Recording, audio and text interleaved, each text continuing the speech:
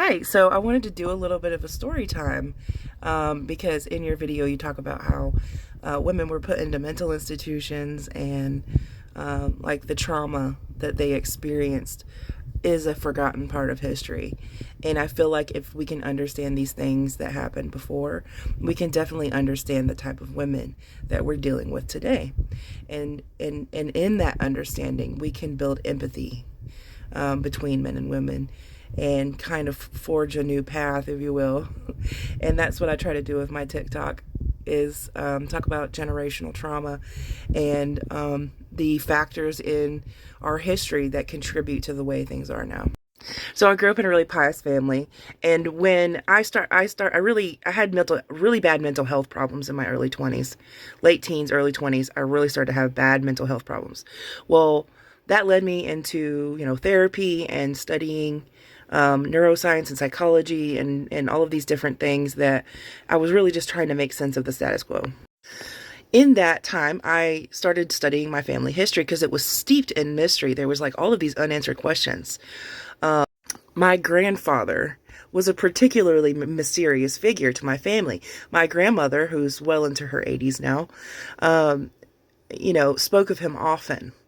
But it was always very mysterious. It was like, what really happened here? But my mother her and her three siblings were actually raised in an orphanage here in North Carolina. And no one ever really understood why. Like they were in orphanages for part of their life. So I made it my business, to figure all this stuff out. And this was an evangelical orphanage at that. So very strict, very conservative, very pious. And there was a lot of abuse in these orphanages. We have a key figure here, and that was my grandfather.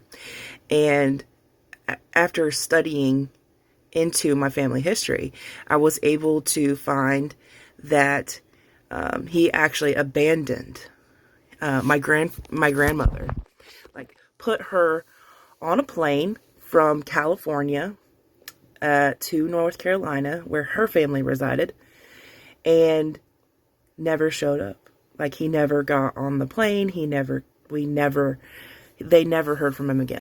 There's going to be a part 2 to this.